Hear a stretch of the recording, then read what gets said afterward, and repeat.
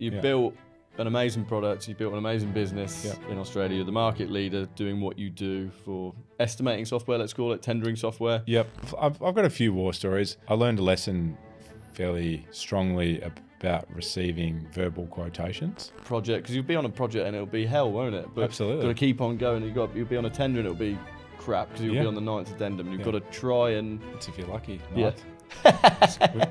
I'll have to look up the record that we had for Really? addenda, but it was... What, you've still got it, have you? Under your pillow?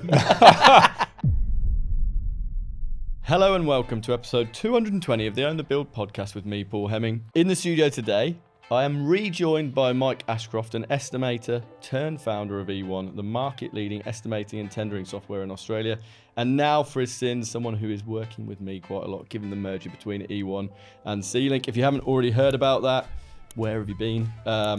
Just scoot back one episode in your feed. Go check out last Thursday's special, where we talked about it all with Mike, Richie, Mike's co-founder, and obviously Chris and I from C-Link. Anyway, Mike, welcome back to Own the Build, mate. Paul, great to be back, mate. Thank you. You're becoming a bit of a veteran, mate. What can I say? Just like sitting around talking with you. There you go. So avid listeners to the show, mate, will know that I love accents. Right, okay. I'm a big fan of accents, right? And we've had a whole array from the Caribbean to Scotland, so on and so forth. Do you have any favourites? The Jamaican accent was definitely the killer. I love an Irish accent. We've had loads of Irish people on. I know you like an Irish accent. Yeah, got a soft spot for them. But your accent is clearly an Australian accent. But yes, I don't have the ability to decipher between different regions in Australia. Is it a similar thing like in the UK where you can go 20 miles down the road and then you'll have a completely different accent? Or yeah, it's not quite as cut and dried as that. It's probably more speaks to whether or not you're. We have this kind of thing that we call an ochre accent, which is ochre. Yeah, ochre. So you talk like this, mate. You know, I'm from Australia. Yeah. Okay. And that tends to signal that you're probably from like a regional area of Australia, but it wouldn't necessarily pinpoint you to say Sydney, like New South Wales or Queensland or anything like that. We don't have like Scouser kind of different level of differentiation. Is that your favourite British accent? Yeah, I'm pretty fond of the Scouser. It's not bad actually. Good, it's pretty amusing. It is fun to listen to people with accents. Almost like, because I actually think the Australian accent's a bit boring. Most people don't like their accents. I'm not a big fan of the English accent, particularly when I'm speaking to like Italian family members and I'm saying like Filippo, and you think, oh my God, what am I? I sound like an idiot. Filippo. Exactly, yeah. But so, I'm with you on that. But I think your accent's good. So your accent is a Melbourne. Yeah, Melbourne based. Grown up in Melbourne. Excellent. In Melbourne, yeah. So today we're obviously going to talk about estimating and QSing, which most people wouldn't be that gripped by. Riveting, but both you and I are, and as are the listeners. Yeah. I obviously talked about your experience briefly, and we've talked about it on Thursday. But for anyone who didn't tune in, just fly us through your career to date. So I studied. I'll give you the abridged version. I don't know how many people will circle back to listen to my history. I left school, went and studied a construction management type degree, Melbourne University. Left that thinking I was fully equipped to attack the world of commercial construction. Got my first job, was lucky to get my first job as a cadet estimator, which I didn't even know what that job was or what those people did. It was just like the first job that you kind of got offered, you thought, I'll crack on and go. Yeah, well, you get offered a job, you kind of, as a green cadet. I'm a grown man. It's like, woo, all right, I can get out in the world. And I was lucky, one of my best mates was actually working at the same company. So he's like, yeah, take it. We get to work together. Like, brilliant. What more do you want? But, I didn't actually know what estimating was. So, that goes to show how much 4 years at university had prepared me for the actual jobs in the construction industry. Lucky enough to get a cadet job at a company called Kane Construction at the time. They're like a top 10, are they? Yeah, they're probably their stated ambition is to be the kind of the best and the biggest tier 2 builder. Okay. In construction in Australia, and that probably means that they turn over about $1 billion a year, which is probably about 500,000 quid per annum. They'll do big projects, 100-200 million.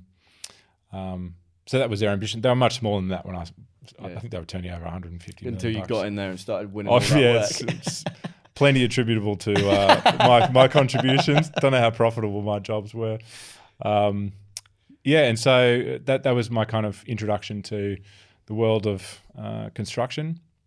Estimating is kind of like this was their view, and I agree now in retrospect. Estimating is a really great way to learn kind of the totality of a construction project, because you have to kind of wrap your head around the whole job in a 3 or 4 week period. Time after time after time. That's right. All the trades, all the jobs, how we're going to build it, what do the prelims need to look like, how we're going to manage it, which subbies are we going to bring together to do the job. And if you get to do 10, 11, 12 of those in a year, you learn a lot more than being stuck on a job site as a QS, doing toilet petition defecting for 6 months, right? That is not what I was doing, but I get you. But there are roles where you end up as a cadet, because you kind of don't know. Well, you don't know shit, really, do you? Yeah, it's an interesting way of looking at it. When I started as a trainee QS, I was working as a subby, and they put me on. We were doing like Velfat windows, if you know what that is. Like just punch hole windows and like almost install only, right? Okay. But it meant like we were doing tiny jobs of like 50, 100 grand, like these for maybe $500,000. Right. And I'd just be churning them out. I did like 30, 40 in the first year. Yeah, okay. And in doing that, you're kind of like, oh, I know the process from start to finish. Yeah. And it's almost like you get your reps in and you think, I actually understand the process, as opposed to sitting on one job for the entirety, maybe looking after one or two packages. Like that much of it. Yeah, it's tiny, isn't it? So that does make sense. Yeah, so lucky enough to get exposure to quite a lot of tenders and learned a few jobs, and then of course as what happens to most estimators, the lure of being drawn out to site kind of is that what it was? It was the same for me, that was. And they were kind of like, well, if you can win a job, you can go build it, which was which is a pretty good incentive. And eventually that happened and got out on site, and then I jumped ship. I went and worked at a developer builder, basically. As a QS? As a QS, yeah. So we call them contract administrators in Australia, but same role. And had a bit of fun on that side of the fence. Yeah. And then I actually went back to Kane and did some more estimating with them for a period of time, and then was crazy enough to have a beer with Richie and explain to him that 50% of my job was terrible, very demeaning. And I didn't know how long I could take it. I think is that really, like, honestly, what did you actually think, right? If you go back to, because you'd have been in your mid-20s, right? Yeah. Would you have actually just thought back then, like, this is absurd, it has to change, or did you just think, I can't do this anymore? I think it was a mixture of both. Okay. I think that, and I don't know if you've ever, did you ever see those massive plan printers that they used to have at these AO? Yeah, AO, and they had a folding attachment to them. Yeah. And I remember having to like refill the toner, and the toner would like if you didn't handle it properly, it would like there'd be this puff of toner, and I was like, I bet you that causes cancer dying. Or something. I was like, I need to get out of this. Yeah. It was the modern day office worker asbestos problem. Yeah. Okay. So it was a mixture of both. I think it did seem obvious to me, which is probably a bit arrogant at the time, but I think you're in your 20s. You are. Yeah, maybe let's ascribe it to naivety or something like that. It's like, it should be easy. We'll do that. And I mean, we're eventually vindicated, but it took a lot. There's a few scrapes and scars on the way. It's not easy, is it? Not really. But so you've now, like, just to kind of, I guess, draw a line under it, you've built an amazing product, you've built an amazing business in Australia. You're the market leader doing what you do for estimating software, let's call it, tendering software. Yep. You then bought the market leading quantity surveying software in the UK, C-Link. Absolutely. And we'll kind of get to that. So what are you trying to achieve now? Like, you're at this interesting point, I guess, in your career, right? Where you've achieved a huge amount. Like, what do you want to do over the next, where do you see yourself going? In this kind of combined business, you mean? Well, yeah, and generally, I guess, over the next few years. Yeah, I mean, that's a fun thing to contemplate. I mean, there's been a lot of things going on in the journey, and I kind of sit on the board now and all these sorts of things. And while that's been an interesting experience, I think on a personal level, being a non-executive director sitting on the board is not particularly gratifying as for someone who is entrepreneurial in nature, and the work that I really like to do is kind of more at the coalface. And so what is personally fulfilling to me is actually helping to solve the problems in the industry, and that's kind of like what I'm circling back to in working with you guys.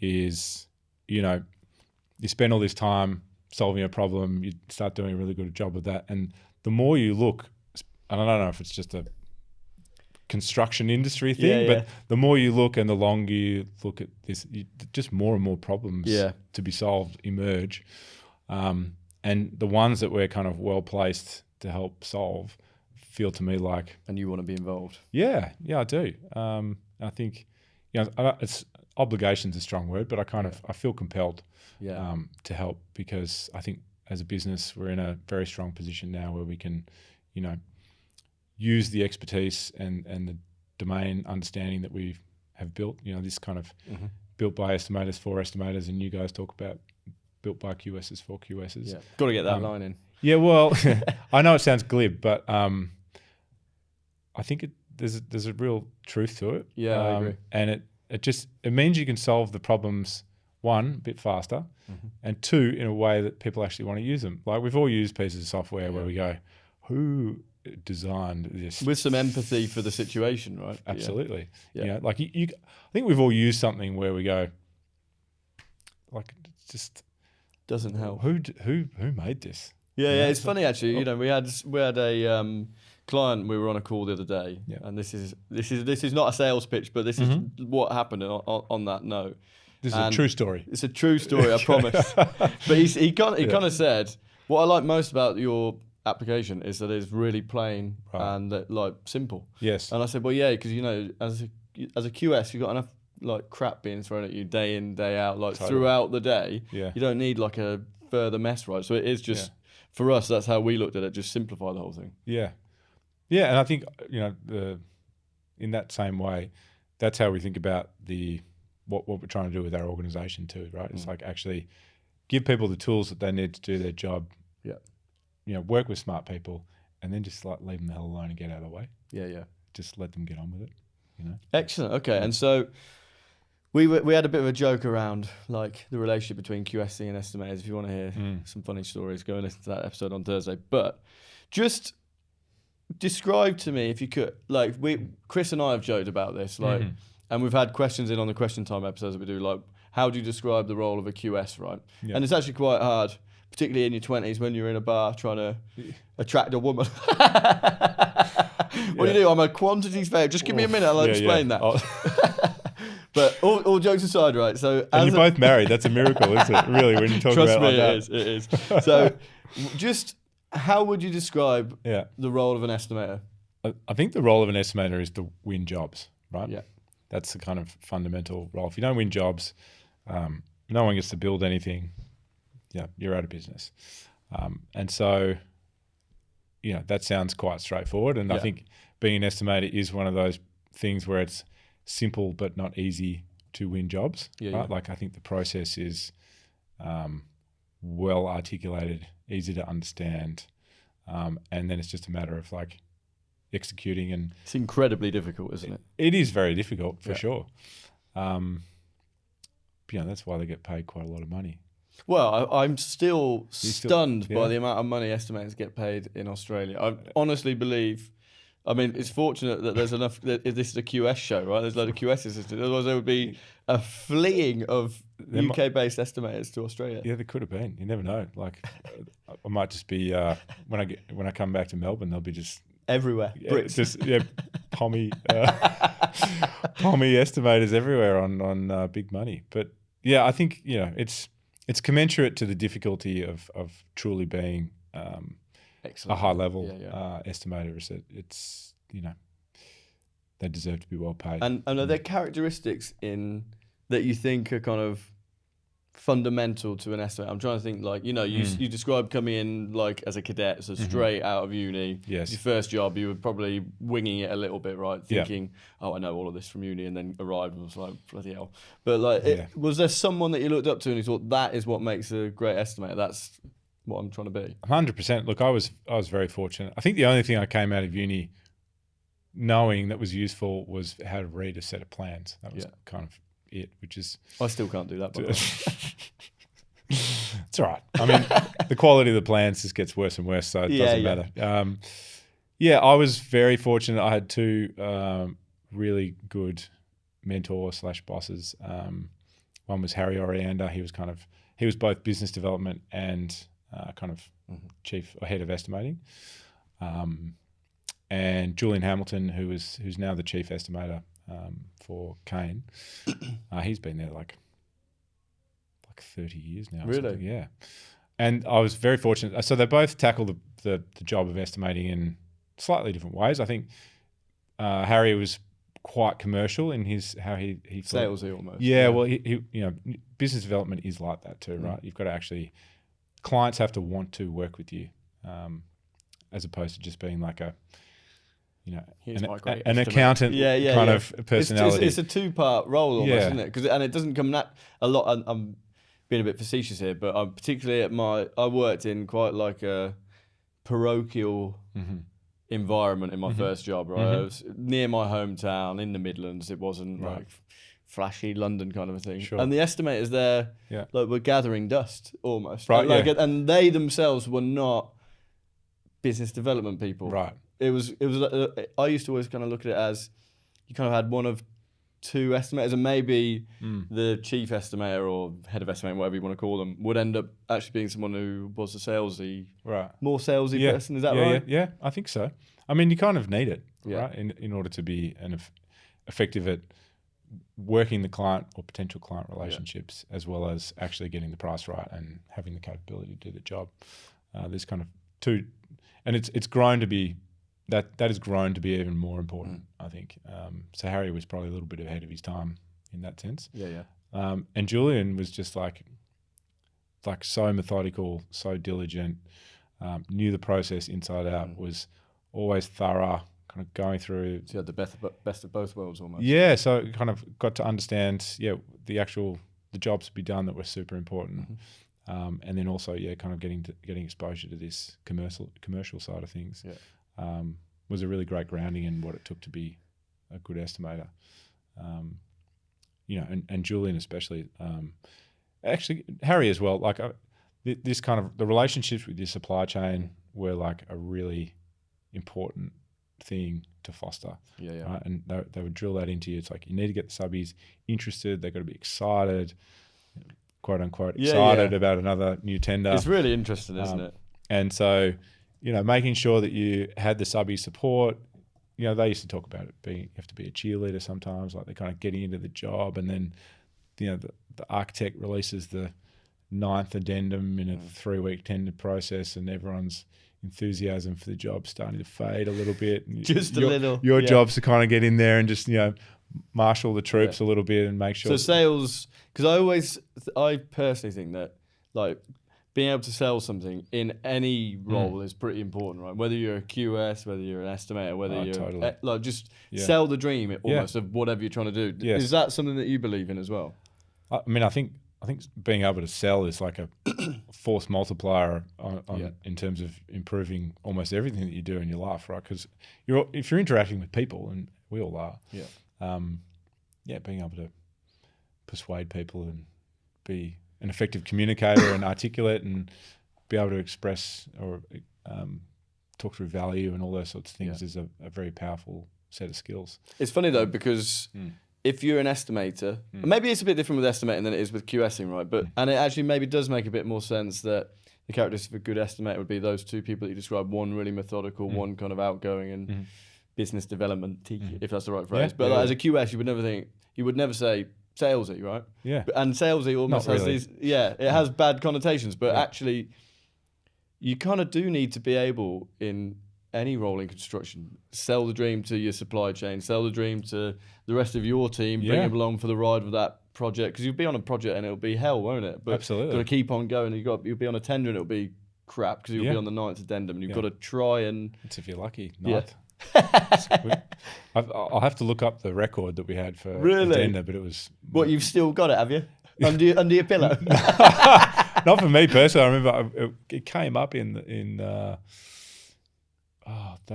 got a call from one of the customers, and they're like, "Is there a limit to how many addenda we can put through the system?" It's 3. I was like, I mean, we've never been asked that question. I was like, theoretically, I think there's no limit, but they're up to like addendum number 35 or something. That is insane, isn't it? Well, it's just like throw the job out at that point and start again. You've just confused the market so badly with all that information. Yeah, it's like obviously the documentation wasn't ready. I'm taking us off on a tangent here, but I think supply chain management was absolutely. I mean, we call them subbies, right? Like managing the relationship with our subbies. That was a really important job. Obviously, kind of being diligent in your quote analysis, that sort of thing. Trying to manage the coverage risk throughout the tender process is really important. Making sure that you got the right composition of subcontractors, or the mix, if you like, that you were trying to invite to make sure that you were bringing together a team that was capable and competitive, and that everyone wants to work with. And how did you do that though practically? Like because you can be as charming as you like, right? With your subbies, and we talked about it a bit last week, but we now know some of our clients will, and we're going to one actually in a month, right? We'll host a meet the buyer like event. Is not new, right? That is a thing that we've had for ages in the industry, and everyone's probably a bit kind of almost sick and tired of going to these events, right? Unless they're framed actually in a different way. Needs a rebranding. They've rebranded it. But actually that it's trying to say to your supply chain, we actually do give a shit about you. Right. As opposed to you're just a pricing tool and all those things that everyone's heard. And these are the jobs that we're hoping to win, and we want you to win them with us. Like, come along for the ride. But that feels over here like it's something that's starting to slowly change in terms of culturally. So you're pricing a few jobs at a time, right? Yeah. How are you actually? God, I've got to get these to price tender addendum 9 or whatever. Yeah. How do you actually practically do it, particularly on a zoomed out basis when you've got 100 subbies? Yeah, I mean, it feels like it's getting the tools that you need in order to do that. Like,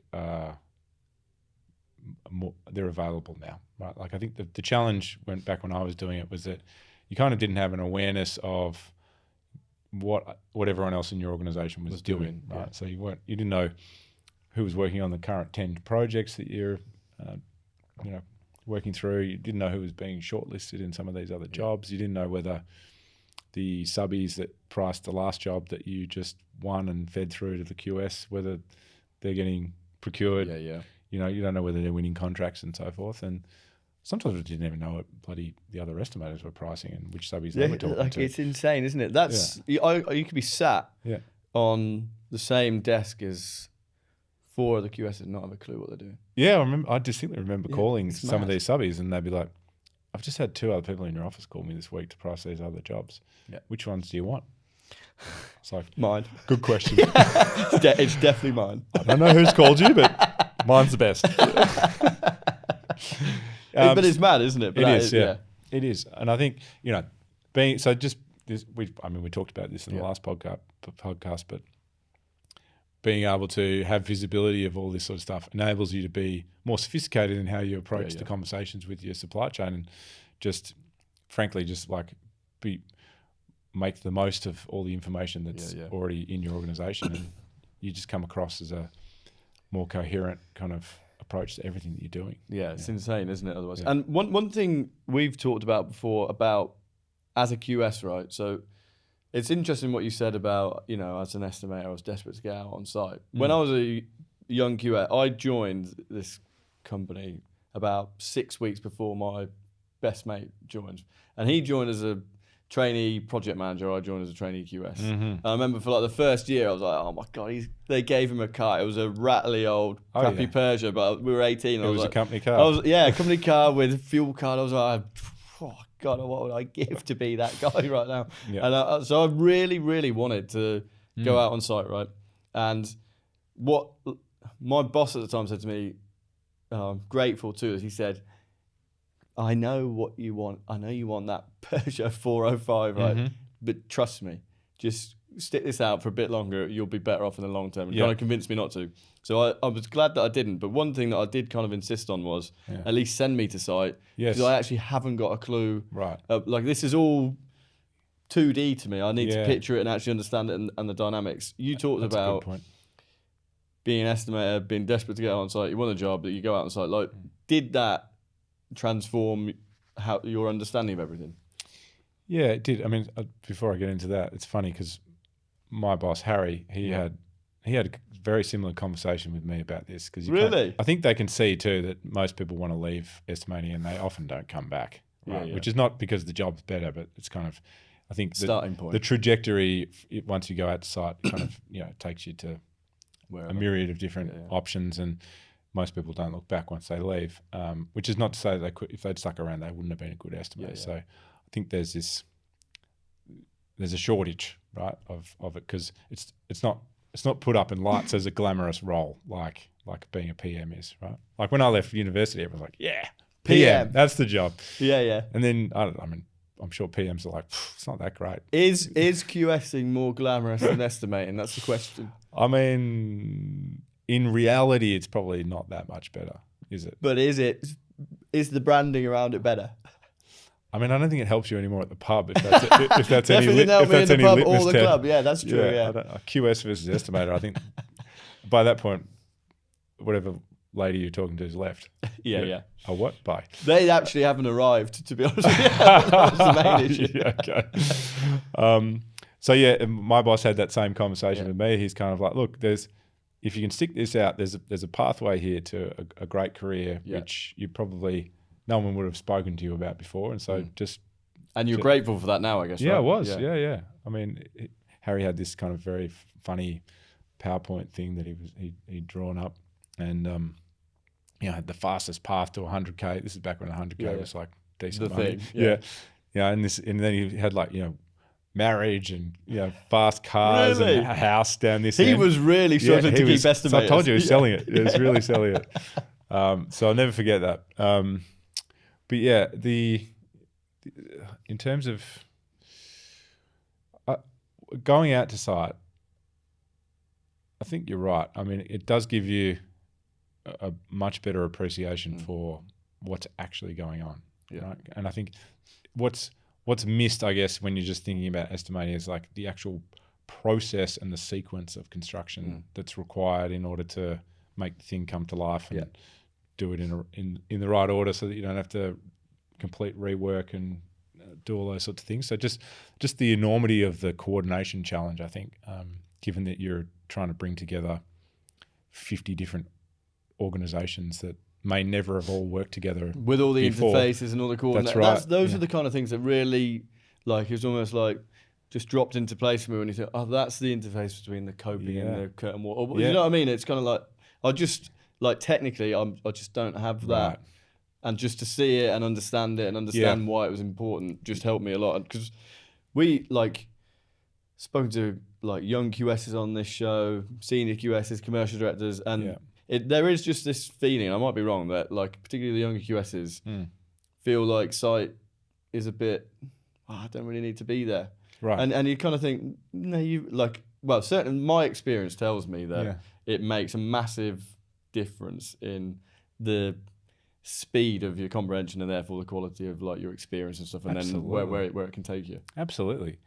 And it, like you say, it's just even knowing, okay, this is not a good example, but it's okay, well, that's how the skirting board meets the plaster, and that's that you finish the floorboards into that, and then you kind of need to caulk around the edge and all those sorts of things. It just because as a cadet, you're not going to pick that up from the plans, really. You're not going to. And then every time that it's like when you're going to do the scope and making sure that you're pricing everything, you'll remember those things that need to be included. Yeah. Hopefully not so much that you can't win another job. Right? You segued me nicely, right? So we were joking on Thursday about the fact that I made I told you the story about a project that I picked up where a whole elevation. Is this the east elevation? It's the east elevation, grid line 1 to 7. I've never forgotten it. 1 to 7. I can't remember. It actually wasn't that big. It was like 2 recesses, but it was it was like 5-10% margin just wiped off. So I was obviously throwing the estimator right under the bus for that. And then we were just talking like about the fact that you've like lost a project by like $1,500 and so on and so forth. So how as an estimator, like it's such a difficult job, isn't it? Yeah. So it's very unforgiving. Yeah, exactly. Yeah. Has there been experiences in the past where, as an estimator, have you got any war stories about being an estimator and like have you ever forgotten an elevation, or have you ever like been really close on a job and just missed out? So thankfully I've never forgotten an elevation. I've got a few war stories. I mean, I learned a lesson fairly strongly about receiving verbal quotations, which we did have a verbal quotation form, right? So if you had the subby on the phone, because sometimes they're busy, right? They're out on site, and you want to be able to take a price from someone that can win the job for you. And they were adamant that they'd been through the job and had worked through all the scope and all those sorts of things. I was like, all right, what's the price? And got the price, wrote it down. It's like, you sure? He's like, yep, sure. And this is back before the days when you can record phone calls and all that sort of stuff. Now, not that probably would have helped. Mattered. So I took that in. Anyway, we went in on that price, and because it was just one. Well, we had two other prices, and it was lowest, but had advice from. I'm not throwing anyone under the bus here, but had advice that we knew that subby well enough to accept the price that was probably about 10-15% under the next lowest number. The verbal one. Yeah. So a bit dicey, but you want to try you to sure win. We're going with this one? Trying to win. We're going with this one. We're trying to win a job. And sure enough, put that in the folder. This is the actual quote folder. You'd call them. They'd say, it's a bit like we do confirmation of a verbal instruction, right? You say, do that, and then you'd write an email. And just confirming this, that, and the other thing. Yeah. But it kind of means nothing, that guy saying 20 grand or whatever. It means nothing. Yeah. But it made you feel better. And so push came to shove, and we won the job. And the QS went to go let that particular package in to that subby. Yeah. And they were, I don't know what you're talking about. Mike who? Yeah. What? So didn't really bother with verbal quotes again in the future. So that was a good lesson there. And they ended up having to go to the price that was next. It's very similar, isn't it, in both departments? That is exactly the sort of thing that happens with like a verbal instruction. And being a subby, you get told by someone on site. I reckon they see you coming a mile off. You're walking around site at 20. This is why they didn't want me to go to site. Walking around site at 20 and say, you've got an instruction to go and sort that out. You'd give your subby an instruction, and you would never receive anything. And so just never accept a verbal instruction on anything or a verbal price. Never accept a verbal quote. And I've forgotten a few things here or there. I forgot. I didn't forget it. I think I just mispriced it. We were talking about this before, the coffee machine. The coffee machine. You love coffee as well. Yeah, exactly. So you would think that I would have some sense of how expensive. Anyway, what does a 22-year-old estimator know? Not much, it would appear. I was like, there's no way this coffee machine could cost more than $5,000. And I guess anyone that actually knows anything about coffee machines would know that they can be quite expensive. So the coffee machine ended up being $45,000. So that was a nice. But you won the job, and then it's like me with the elevation missing, coming all smugly. QS walks in and says, "What's this, Mike? What have you been doing?" But what actually is what actually happens in that case, right? Because and we talked about communication between QS. Obviously, QS comes in and tells you that, right? And you get made to feel a bit silly, but you never do it again, right? But is there a process that you kind of go through? I mean, that should have been a provisional sum, right? That was the lesson for me. Okay, Harry was like, next time. Instead of guessing, right, which is kind of what I did. Estimators, not guesstimators, right? That was always the joke. If you don't, and the thing was, I didn't have time to find a price, so I just took a punt. But you should qualify it and say, well, we don't have a price for that yet. So here's how often would you because we talked about 50 packages, 150 quotes effectively. Yeah. What is if you could quantify like a quote coverage, what would you get to in a month? 150 like this is like we joke about it, but it is a horrendous amount of work and even just data to take in, isn't it? It's very complicated to wrap your head around a big job in 4 or 5 weeks. I mean, this is why we say that there's always some errors in the tender submission. There's always an elevation missing, isn't there? Hopefully not that severe or a floor missing off the car park or what have you. But just the amount of risk you've got to comprehend, the amount of documentation you've got to go through. There's always clarifications or errors in the documents that you've got to kind of qualify out. Sometimes you miss it. You're going to miss something. And so what you're trying to constrain is the severity or the magnitude of the screw up, right? So I think the really good estimators, this sounds silly, but you do have to, they have a saying which is like follow the money, right? So it's like try and wrap your head, spend the time in the estimating process wrapping your head around where the most money in the job is to make sure that you're not making, a drastic error, a huge error, right? Because a 5% error on a $50 million structure package is a real problem, whereas a 5% error on a painting and decorating or whatever, whatever, like skirting boards, coffee machine doesn't matter, does it? No, that's right. Yeah. So that's probably going back to your point earlier about what makes a really good estimator. Really good estimators do prioritize and triage their attention on the basis of where the money is in the job or the risk, And just talking about the difference between the UK and Australia, because something that has happened here in the last, I don't know if it's the last 5 years, 10 years, whatever, but since I have been in the industry, is that over time, and this is less so with tier ones, right? But a client will come to the market, to the main contractors, and say, you've got 6 weeks. There's no pricing document, so you work that out. And price back in 6 weeks on 150 packages and measure it, get cracking. You told me that it doesn't happen in Australia. So when you say pricing document, you mean like a measure. A BOQ, a bill. I would say that happens most of the time. In ours, really? Yeah. Okay, so it's the same. Yeah, it's that we used to, and I don't know when or why this changed. It was probably risk transfer actually. Everything's risk transfer. Nonsense, back to though, isn't it? Back to the main contractor. Over time, we get less margin, less support. It's just literally shit travels down.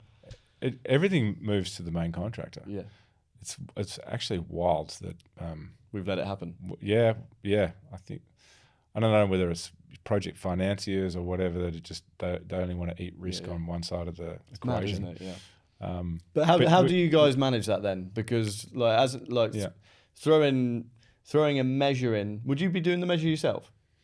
Yeah, so I think this might speak to one of the differences between the UK estimators and Australian ones. The role of the estimator in Australia is, I won't say it's not to measure, because they do measure some jobs, but they tend to be small. Because as we say, you've only got 4 weeks. Are you going to measure a 50 million quid job in 4 weeks? Probably not. I mean, even if you do, you're definitely not going to get it priced, are you? No. That's one or the other almost. Yeah. So the role of the estimator in Australia is seen more as like, okay, how do I bring together the best potential teams of subcontractors for this job? It's like, okay, well, we've got a great working relationship with these plumbers and these HVAC consultants and so forth. So we're going to, not consultants, HVAC subbies, bring them into this job. So you're trying to compose a great team that's competitive and smart and can do the job. And making sure that you give them as much time as possible to price the project is kind of seen as with a pricing document or not, because no pricing document. So the subbies don't get it. It's just plans and crack on. Yeah. It's like, I understand that is the process, and that's kind of what we do here. It is kind of insane that we have allowed that to happen, right? Because I'm guessing that if you actually went out to your 3 subbies and said, price that bill, like I couldn't tell you the number, but I'm guessing the likelihood of them pricing would go through the roof versus and it's completely and utterly unequitable, isn't it? The client who's like, right, I'm going to spend $500 million on this job. I'm not spending $5,000 on a bill. You do it, and then give that all to all those subbies, and then they it just. I find it, almost soul destroying that we've allowed that to happen. And we kind of champion the fact that a project needs a bill, and if you have a bill, kind of everything else becomes a lot easier, right? You're going to get more subbies pricing, then you're going to have a standard means to actually value and pay the work. It's all good. Yes. But I say that from, I'm not involved in projects. I'm not there being told, right, you've got 6 weeks to return that job without a bill. How do you actually do it? You just say, you pass it down as the main contractor to the subbie, right? Yeah, I mean, I think the motivation is to get, because you will measure it, right? Like in Australia, you will, and I don't know if you do this here, but 4 or 5 builders all bidding against each other will share a measure, like a pricing document from a third party. I mean, you did tell me that like before. WT partnership or something. My jaw dropped. So they split the cost. I've never been involved in an estimating department in any great length. Yeah. But I have never ever heard of UK contractors getting together and saying, "Are you pricing that one, mate?" Them saying, "Yeah, I am," and then saying, "Should we split the bill?" But because we've talked about the difference between the psyche almost of Brits versus Aussies, and it's a sweeping generalisation, all of this. But I think that kind of is it's a microcosm to explain the difference in that it's almost like quite entrepreneurial. We've got a problem, how do we solve it? Let's get he's pricing, she's pricing, let's all do it together, as opposed to here. And I might be speaking out of turn, I don't think I am. I can't imagine that conversation even happening. Are they pricing? I don't want to know. They can't know that we're pricing. I can see the hesitation. Yeah. I think it probably wasn't quite like that in Australia for a while, but then ultimately everyone just came to the conclusion that everyone knows who's pricing in the end anyway. And so why not just leverage the collective bargaining spend $1,000 on it rather than $5,000 on it. Yeah, well, that's it. Some of these measures cost, if you're measuring, and the rest, they're like 60, 80K or something to get them measured in the time frame that you need. So a lot of the main contractors in Australia do that, right? Yeah. And so, but what they're trying to achieve is that they want a bill that they can rate, so they can kind of understand the cost of all the different packages in the project. But that's just like a reference point that they're going to obviously adjust on the basis of which the quotes that are coming back. They tend not to share the pricing document with the subcontractors because they want the subcontractor. Yeah, they want the subcontractor to measure their own quantities and assess whether there's a difference or a mistake made in the bill. And if there's a mistake by the subbie, don't mention it. And if there is a mistake by us, thanks for telling us. Yeah. But you see, that I find a bit peculiar and a bit ridiculous that you would say we want to get this, but then you wouldn't share that with your supply chain. It goes back to that point, how do you actually sell to your supply chain?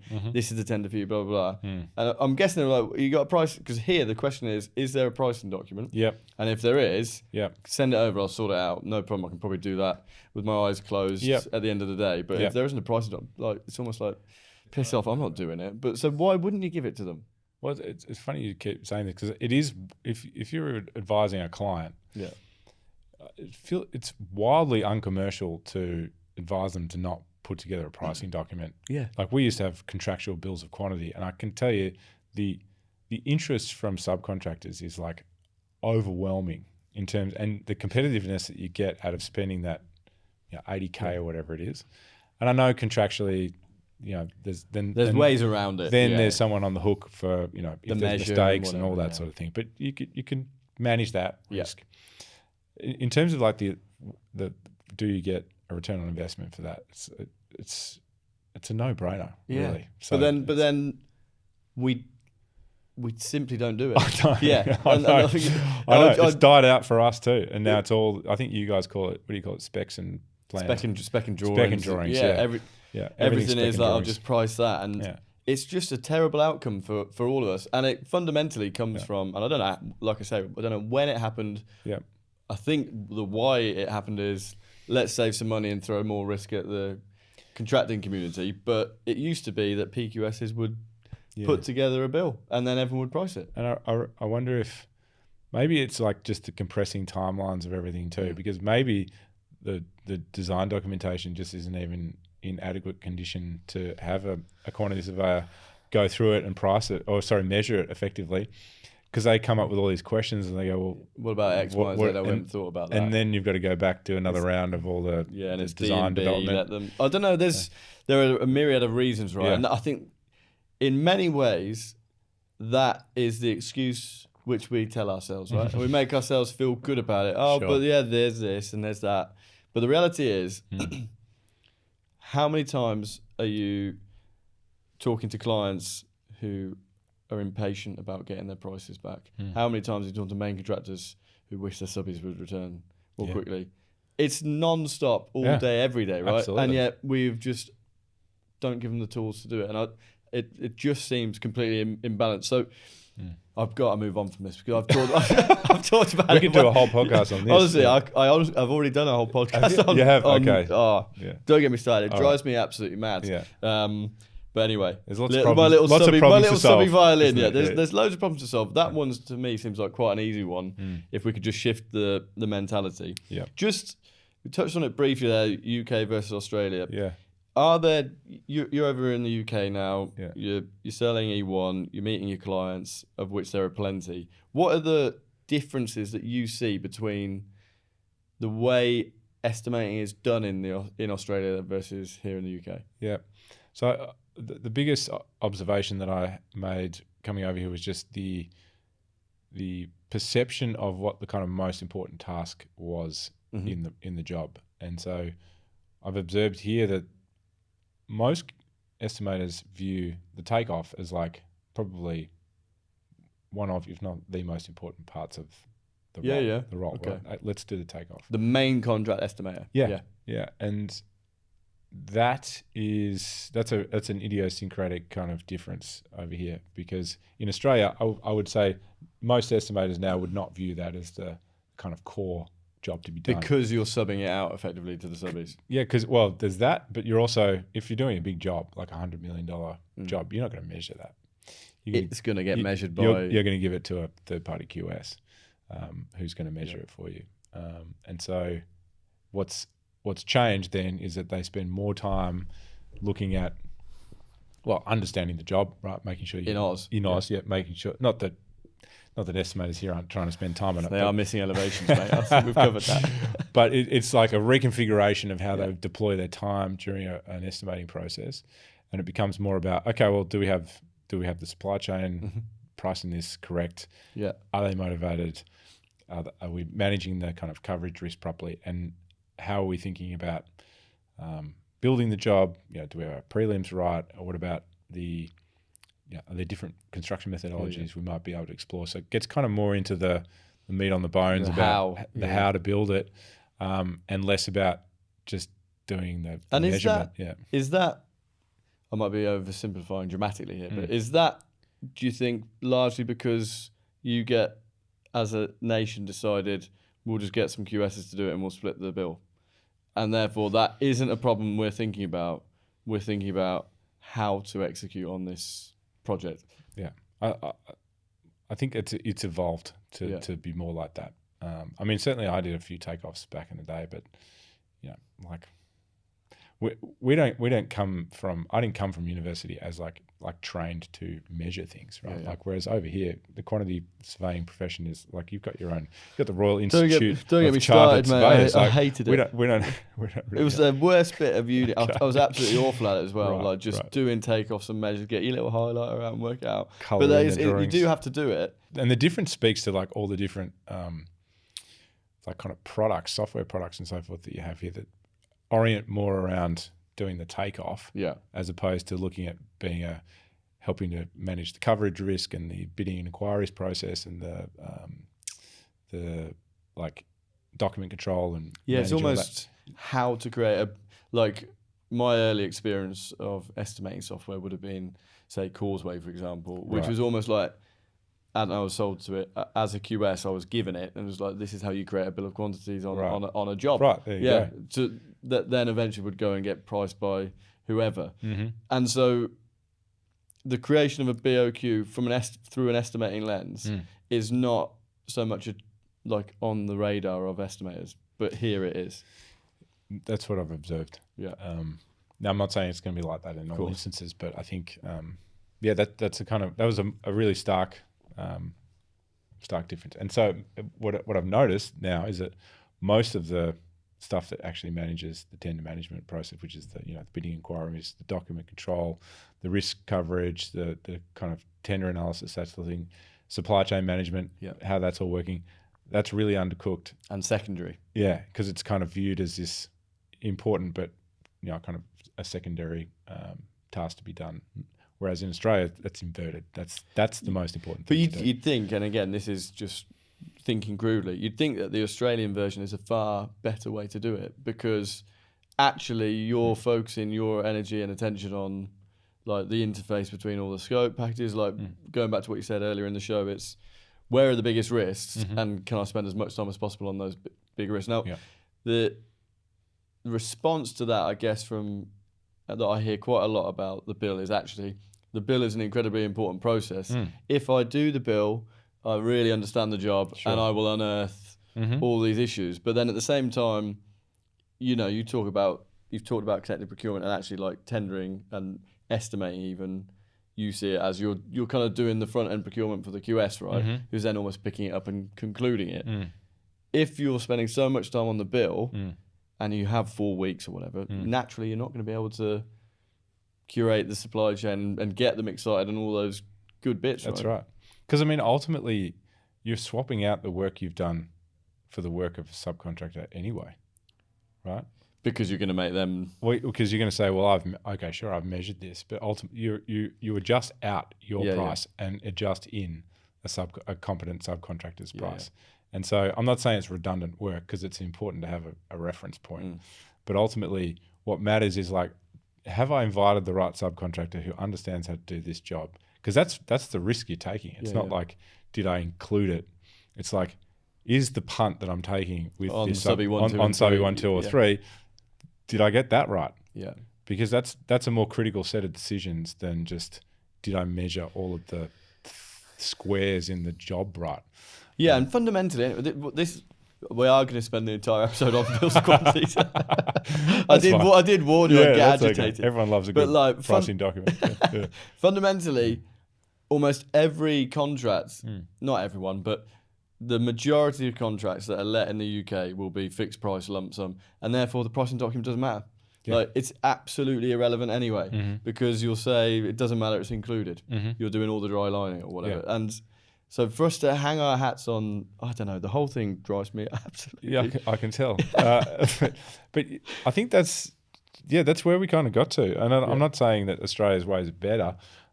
It's just that's where it's evolved to. Is that like what we care more about is that getting the coverage risk, becoming minimal. And if you do have time to understand which packages are most important, because you do follow the money. And ultimately, if you get a bill measured, you can go through it. It's like a checklist then, but you haven't had to do it. So is there ever, taking back to that coffee machine example, right? And I know that's probably one number coffee machine, but if you have a bill done, so you said, we'll get the bill done and then we'll swap it out. Was there ever a time, or does it ever make sense as an estimator to say, we've got all these rates, we know all these rates from all of these subbies from forever. Let's just price it yourself? Yeah. How often would you do that? Never. But why?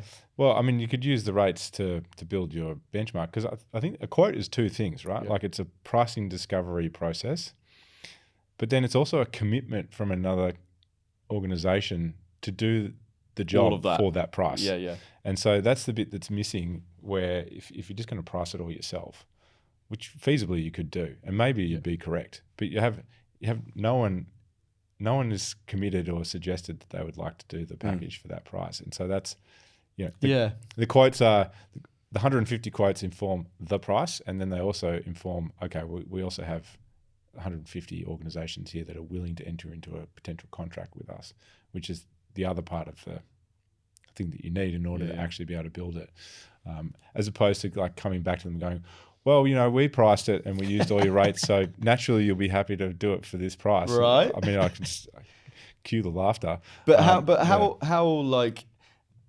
how do you, because it's also at the same time, like those subby prices are probably every subby tender will say on it like fixed for 30 days or 90 days if you're lucky, right? And then you're actually going out to tender 6 months. Like, how would you manage the risk of that process as an organisation? Like, how do you see that happening? Because you might be handing the job over to me as a QS, and 6 months down the line, I've got 3 subby prices which are long expired. Is that ever something which you kind of considered as a estimator? Was it part of like the strategy of the department? I think it was less of a problem when I was an estimator.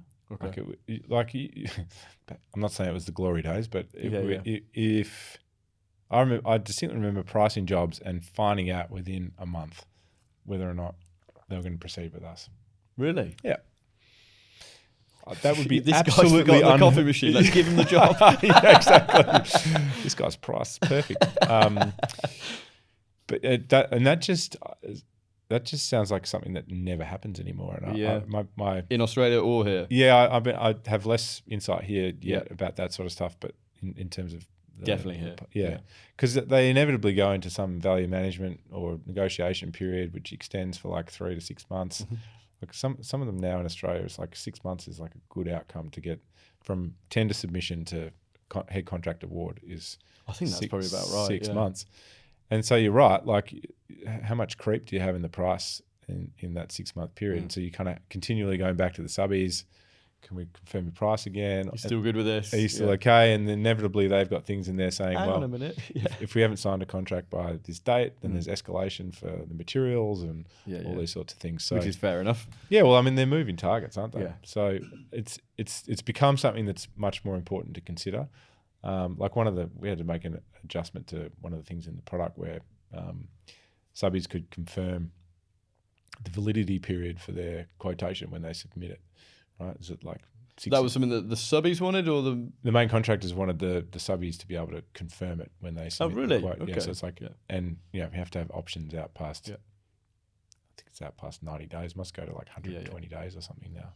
But yeah, that's absolutely become standard, a big thing. I wonder if it's COVID. COVID's kind of and everything that happened with supply chain price and stuff like that. Maybe let's blame COVID. It's an easy way, like to throw all of our woes at COVID. We used to have bills of quantities before COVID. I will get us back to bills of quantities. Pre-quoted. I love it. But like all jokes aside, right? So I think it's quite interesting how just the dynamic of that singular choice in Australia to get the shared bill actually does kind of shape how estimators perceive the most important task, right? Yep. And therefore what is priority in Australia versus the UK. Just what is the opportunity that you see in the UK? Like when you look at estimating and tendering platforms, right, or products that currently have on offer, and you think about just that singular differing point where you're coming in at it as like, no, let's actually tackle the supply chain, let's get the quote coverage, let's build those relationships. What is the white space that you think you can attack here in the UK? Yeah, I mean, well, I think the majority of the tools are viewing the tender management process, which is, let's just call that all the stuff that sits adjacent to the takeoff tool, right? The takeoff and rating tool, basically the pricing document creator, they're all undercooked because they're just like it's secondary, the afterthought, right? Like, which is like, okay, well, you need to be able to send out emails to subbies to get a price back. But it's like the most important job is to get the quotes back. Yeah, like that's the whole, and engage the subbies. Yeah, like as I think we said it on the last podcast. It's like if you get 150 quotes, you're pretty confident that you're going to win that job. And so, is the job to be done to have the perfect measure, or is the job to be done to have the perfect amount of quotes? It's an interesting question, isn't it? Yeah. Well, yeah. I mean, obviously, I'm biased because I think it's the latter. And so maybe the opportunity here, at least how I see it, is to kind of evolve the thinking around, okay, because you can just add up the time, right? If you've got a 4-week tender process, there's only so many hours you have.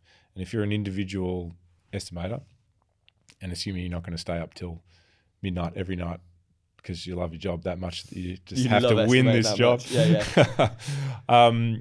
You've only got so much time. So it's like, what is the most sensible way to allocate the time that you've got available to come up with the right price for the project, cover all the kind of critical scope that you can observe and manage all the risks that you can. And I almost guarantee you it's not sitting down and measuring it. It'll be putting more effort and thought into the supply chain. Especially if you're in the UK and you're not giving your subbies a measure anyway. Well, which they're not doing. Right. Yeah. Right. So you say, oh, we can't do that. We don't want to take on that risk. Right. But then you still don't have the tools available to best engage and get the subbies going, right? That's right. So, and I think that it comes down to how do you make the subbies' life as simple as possible to, how do you build them a kind of nice package so that they can download the docs and price it quickly. It's like, oh, it's another package from Paul. I love getting packages from Paul because they're all neatly detailed. And but does that go back to, what you were saying at the top of the show about like what you thought was like a big part of the job was actually selling the job and selling the dream. Yeah. And it's you and 2 other estimators on your row of desks that you want them to price yours, right? Yeah, you do. Like that's why one of the reasons we built C-Link the way we did is I was on the back end of so many subby packages. Right. You'd get it from like a tier 1. Right. And they'd be on the same row of desks. Yeah. They wouldn't be talking, and one would be an apple and one would be a banana, right? They're just completely different packages. And right. How is a £1 billion company doing this? Yeah. Yeah. I mean, it's insane. Is that a question? I'm getting agitated, as you can tell. I think you're right because again,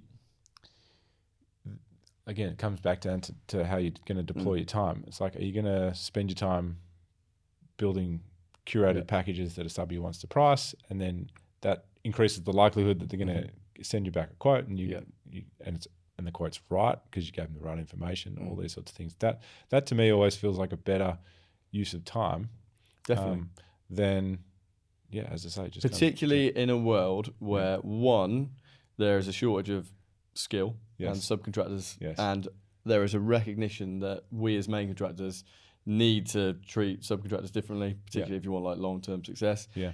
Double down on that where if you're not doing a bill or if you're doing a bill just for yourself because no one wants to give it to the subbies for some reason, there's literally even less reason to focus on the bill. Yeah. Like you've got to focus on getting it right with the subbies. And as you were describing that to me, the way I was looking at it was just that one single decision that you get the bill shared in Australia completely changes the psyche. And I don't think many people listening will think, I wouldn't spend much more time focusing on which subbies and the right subbies quote. That is what you should be doing. Yeah. And that is the job to be done by the estimator. So I guess that then leads us into the opportunity that you kind of see here in the UK to shake things up as to how things are estimated. Yeah. Well, I think one last thing on that is sometimes we talk about using technology as a way to kind of just make things more efficient, but it can sometimes come off as feeling more clinical, right? Like you kind of, where's the relationship in that? But the really good and successful main contractors in Australia use that extra time to speak with the subcontractors as well. Right? So it's kind of like you get the package out, that's all fait accompli because that's easy. Yeah. But now you've freed up all this time. It's like, okay, well, you can actually spend the time speaking to the subcontractors in the risky packages where you're like, okay, there's a bit of detail in this, guys. We kind of need to wrap our heads around about like we're excited about this job.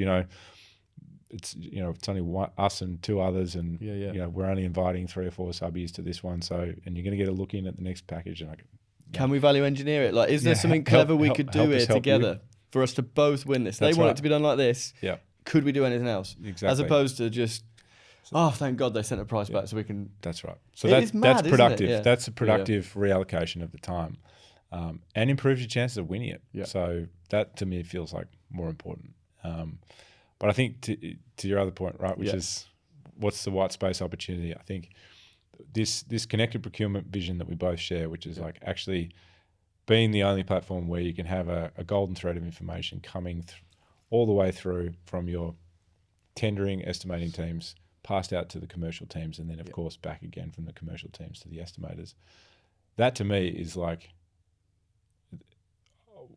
I would have absolutely killed for that as an estimator. And I'm sure as a QS, for you to have visibility of what other teams are doing and just being able to make smarter, more informed decisions is like... Well, it goes back to like me receiving 2 tenders from that tier 1 contractor with the 2 guys sat next to each other.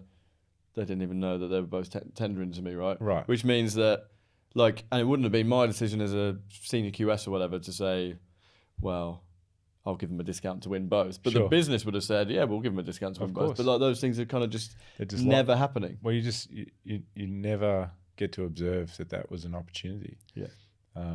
And so this opportunity that we're talking about is like, okay, how do we bring the teams together through a technology solution that actually enables them to have visibility of all these different moving parts within the organization for better risk control, for better, more efficient ways of doing things, for the smarter kind of data-driven conversations you can have with your supply chain. Yeah, I think we talked about that the other week, which is the whinging subby that says they've won 1 in 10 and actually you've only won 3 of the jobs and they've won 1 of them. So and it's like making that meet the buyer event actually like tangible, sophisticated. Right? Yeah, sophisticated. Yeah, exactly. Like this is what we're doing. This is the pipeline. This is what our expectations are for you. You won't get 20. You'll get 5 jobs, and we'll work through. You'll win 1, maybe 2.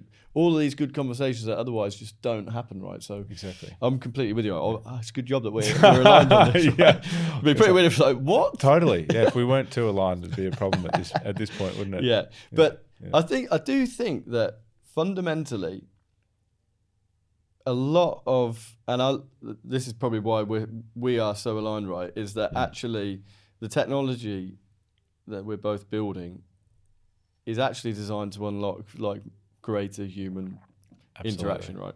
And it goes back to what I was saying about sales, right? You should be good at sales. Yes. And it goes back to what you were saying about, charm the supply chain. I've got to get them excited about this. It goes back to that meet the buyer event that we're going to, which is all about selling the dream to this supply chain. Yeah. And if you're operating in a market, which the UK very much is, which is going to be, it's already short and it's only going to get shorter of good subbies, like make their lives better, right?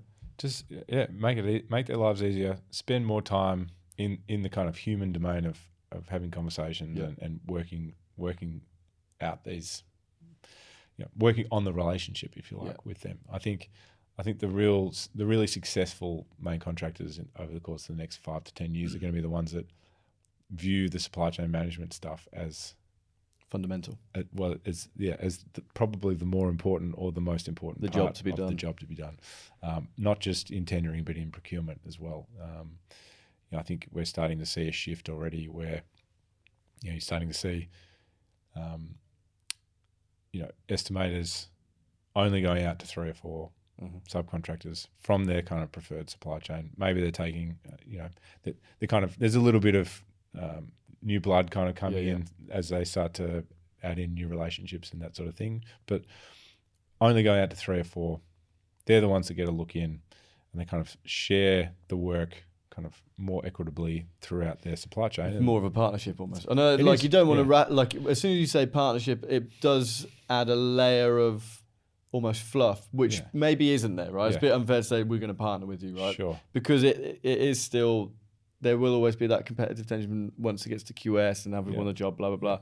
But actually sharing, it's like somewhere in between, isn't it? Almost like a partnership, and like, that it's a competitive world. We know it's a competitive world. Sure. We can make you successful if you help us be successful. There's something in it, isn't there? Absolutely. I mean, if you go back far enough, like main contractors self-performed almost all the work. Yeah. Right. So the people were actually on the books. And so you can't have much more of a partnership than that, right? Yeah, exactly. And so I think you'll see a slightly different version of that kind of come back around, where it's like you want to work with these people on an ongoing basis, and if you want to be successful over not just on the next project, like on on 10 years worth of projects, right? You're going to have to manage these relationships in a smart way. And so I think technology absolutely has a role to play in that. But ultimately it brings it back around to enabling the human element to be the most important bit. Yeah. I couldn't agree with you more. And I think we've solved it. And we didn't even slander. I didn't even slander estimators then. I wanted to. It kind of was coming to me, but I thought, hold it back. I did enough of that on Thursday, I think. But that was a great conversation. Yeah. Obviously, E1 and C-Link, we've merged. We're going to be talking a lot with E1 in the future. I'll share Mike's details in the show notes. Mike, thank you for coming on the show twice in a week almost. Mate. I can't get enough of this warm English weather. Yeah, exactly. I'll keep coming back as long as it's sunny. Even if I keep on rabbiting on about bills and quantities. Not a problem. Yeah, we'll run that to ground eventually, won't we? Yeah. Excellent. I will be back next week. Thanks, Mike. Thanks, Paul. If you haven't already done so, go to the show notes right now. We've written 2 books for you based on 200 episodes of conversation. Number 1, Mastering Your Career in Quantity Surveying. Number 2, The AI Revolution in Quantity Surveying. We wrote them for you. They're free. Just go and download them, please. It will make me feel a little bit better about my life.